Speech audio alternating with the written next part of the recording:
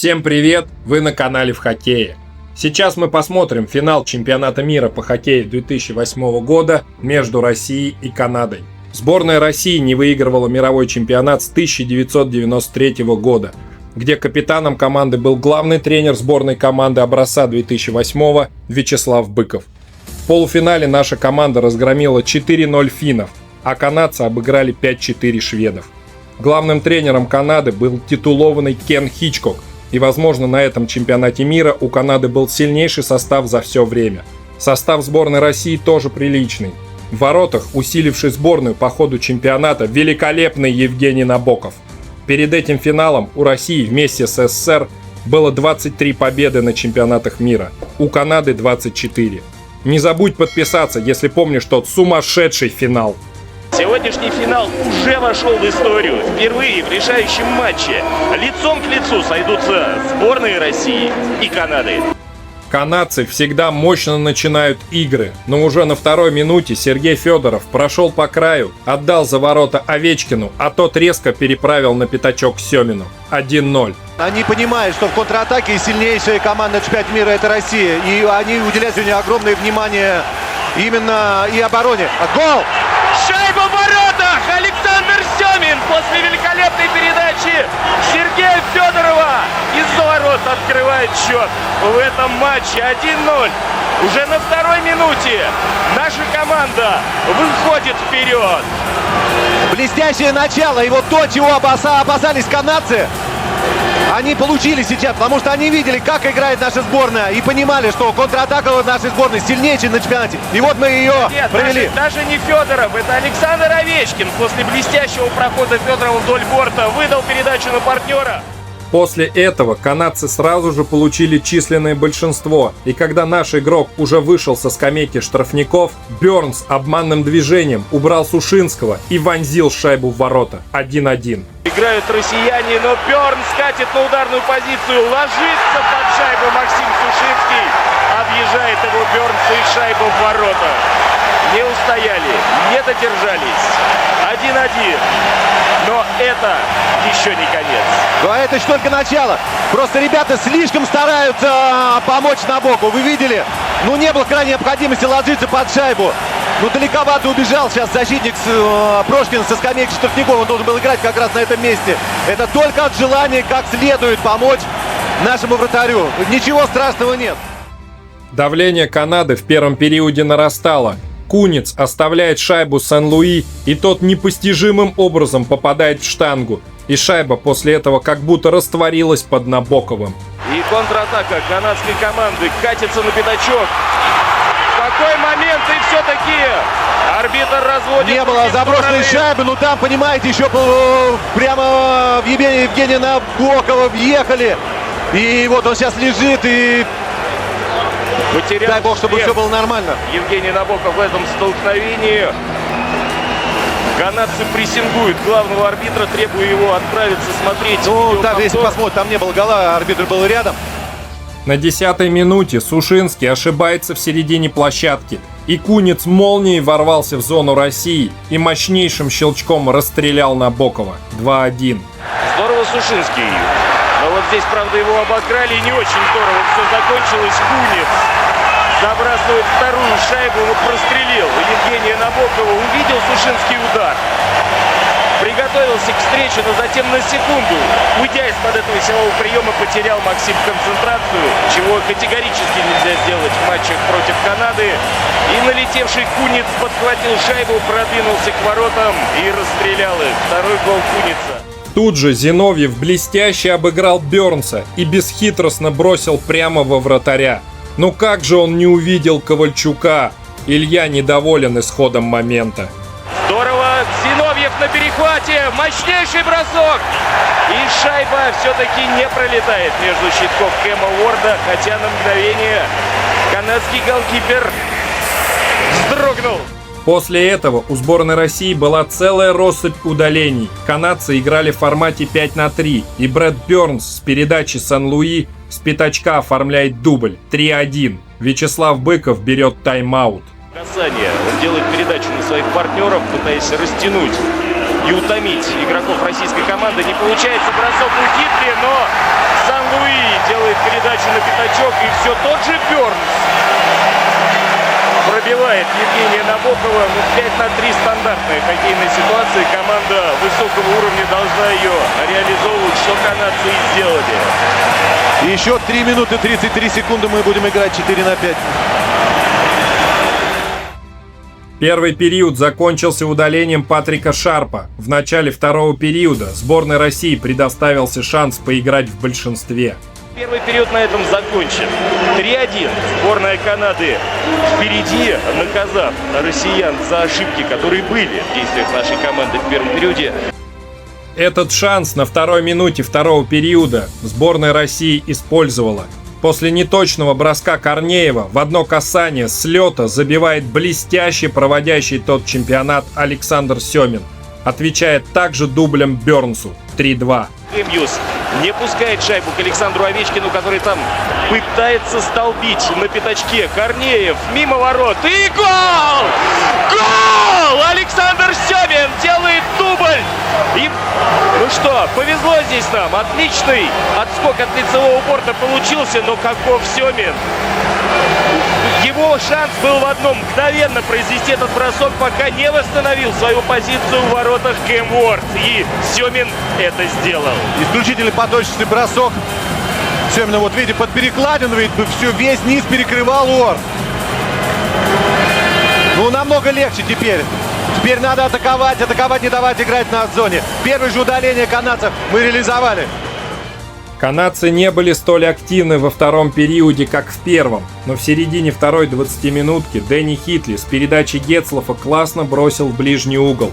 4-2, но показалось, что этот гол уже не очень логичен, а на последнем издыхании. Гетцлоф завозит шайбу в зону и ищет свободного партнера, который незамедлительно находится. Дэнни Хитли забивает свой 12-й гол на этом турнире. Бьет рекорд сборной Канады по количеству шайб на чемпионате мира. Ну и Евгений Набоков здесь своих партнеров выручить не сумел.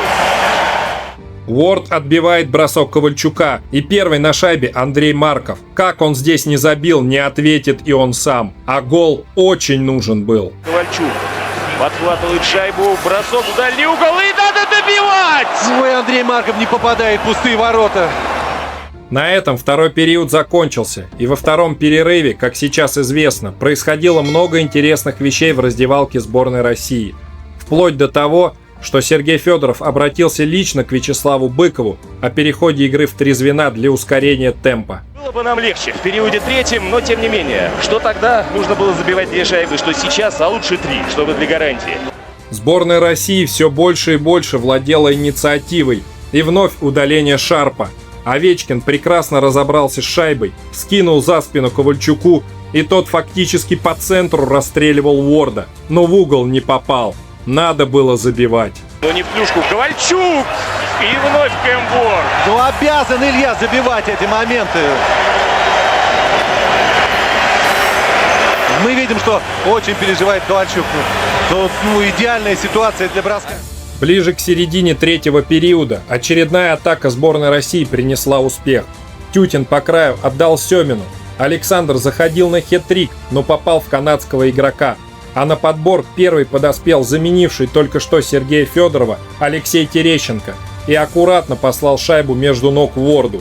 4-3. Алексей подарил тогда надежду. Щелчком, отскок, гол! Гол! Алексей Терещенко забивает 3-ю шайбу. И вновь не без участия Александра Семина обошелся этот эпизод. 4-3 и 11:05 до конца третьего периода. Красавцы, давайте, ребята, еще время много. Но вот обращали мы внимание на то, что до поры до времени забивали у канадцев игроки, которые, в общем, забивать голы их не основная обязанность. По второй шайбе парни забили в начале. Ну и вот и сейчас Алексей Терещенко. Вторая шайба его на турнире, но какая важная. В финале, которая вновь возрождает надежду как в сердцах игроков нашей команды, так и в сердцах всех болельщиков.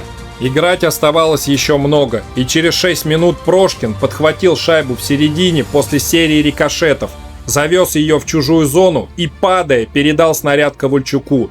Илья сделал все мастерски. 4-4. Это был первый гол Ковальчука на турнире. чересчур сейчас командно действовал Александр. Брошкин проталкивает шайбу. Ковальчук! Гол! Как же вовремя Илья Ковальчук пробивает Кэма Уорда. Забивает он голкиперу своей любимой Каролины. И 4-4 за 5-14.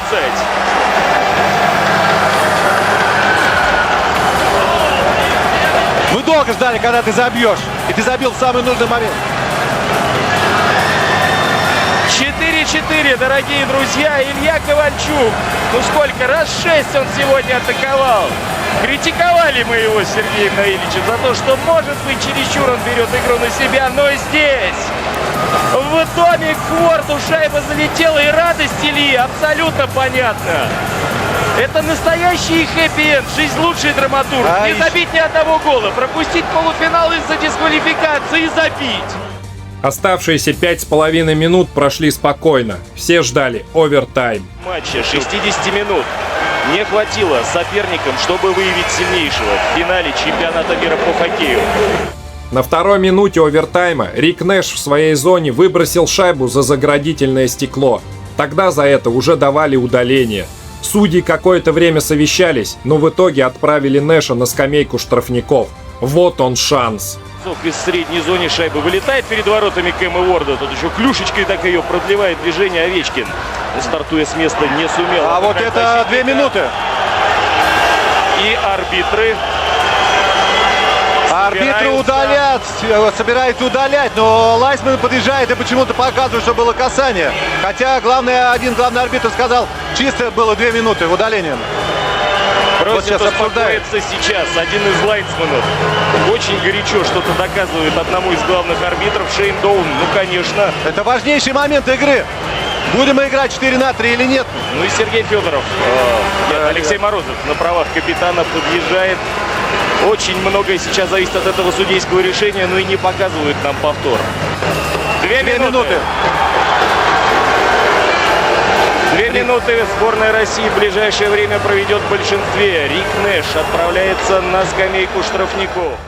В овертайме игра в большинстве проходит в формате 4-3, и наши тренеры Быков и Захаркин принимают рискованное и в то же время гениальное решение – выпустить 4 нападающих – Семина, Овечкина, Ковальчука и Федорова, который чуть было и не добил с первого захода. Ковальчук, бросок поворотом и Овечкин. Нет, Сергей Федоров, добивая, перебрасывает перекладину.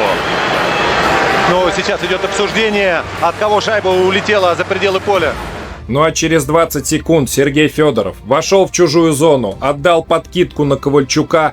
Илья обработал непростую шайбу и со средней дистанции прекрасным броском в девятку заставил не спать Россию всю ночь. Доун Хэмью Систейос остался у канадцев. Ну, Илья! Илья! Есть! Гол! Илья Ковальчук!